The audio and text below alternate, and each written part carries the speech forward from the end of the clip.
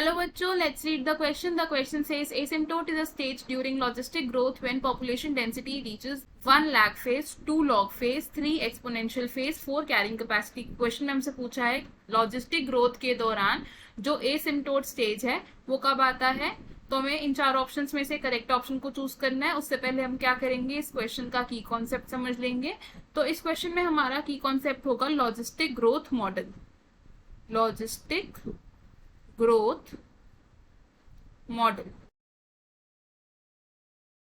तो logistic growth model के accordingly क्या होता है अब कि जो रिसोर्सेज हैं वो लिमिटेड हैं। अब लिमिटेड रिसोर्सेज की वजह से क्या होगा, ऑर्गेनिजम्स के बीच में कंपटीशन होगा,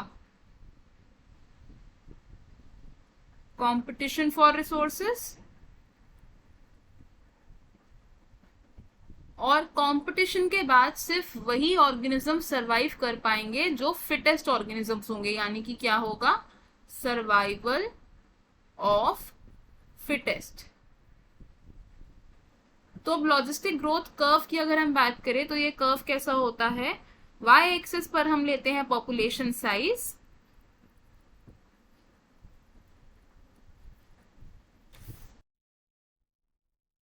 और एक्स एक्सिस पर हम क्या लेते हैं, टाइम लेते हैं। तो लॉजिस्टिक ग्रोथ कर्व कैसे बनता है, इनिशियली जो पॉपुलेशन है वो बहुत स्लो ग्रो कर रही है क्योंकि वो अभी चेंजेस से अडेप्ट हो रही है।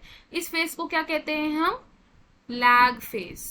लैग फेज क्या होता है, slow growth phase. Lag phase के बाद क्या होता है, जब ऑर्गेनिजम्स अडेप्ट कर लेते हैं चेंजेस को, तो इसके बाद क्या होता है, इनकी एक्सपोनेंशियल ग्रोथ होती है। और एक्सपोनेंशियल ग्रोथ फेज को हम कहते हैं लॉग फेज। लॉग फेज में क्या हो रहा है, एक्सपोनेंशियल ग्रोथ हो रही है ऑर्गेनिजम्स की। और एक्सपोनेंशियल ग्रोथ फेज के बाद आता है एक डेसेलरेटिंग फेज, यानी कि जब ऑर्गेनिजम्स की जो ग्रोथ है वो डिक्रीज हो जाती है।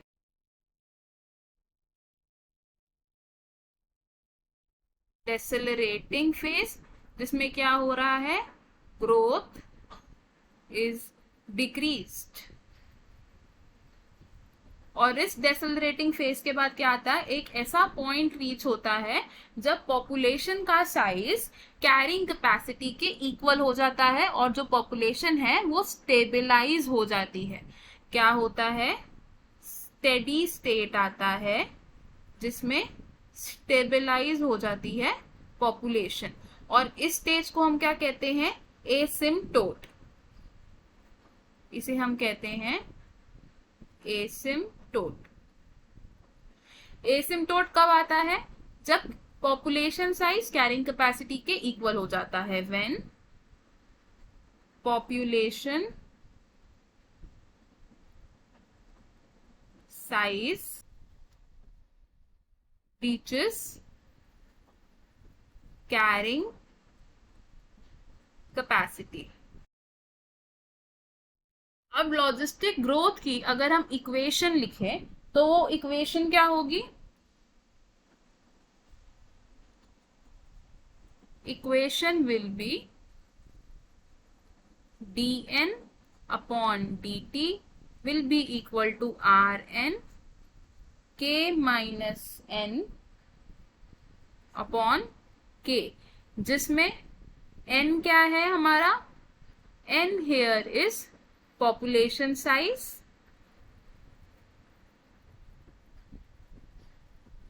at time t। k क्या है, k is the carrying capacity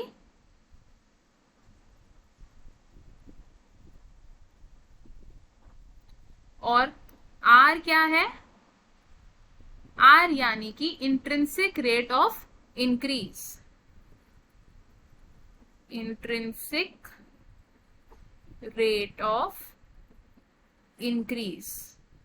तो हमें हमारे क्वेश्चन का आंसर भी मिल गया। क्वेश्चन में हमसे क्या पूछा था कि एसिम्प्टोट स्टेज कब आता है, तो हमारा आंसर क्या होगा, when population reaches the carrying capacity. तो हमारा करेक्ट आंसर कौन सा होगा, ऑप्शन 4 यानी कि कैरिंग कैपेसिटी। तो हम इसे लिख लेंगे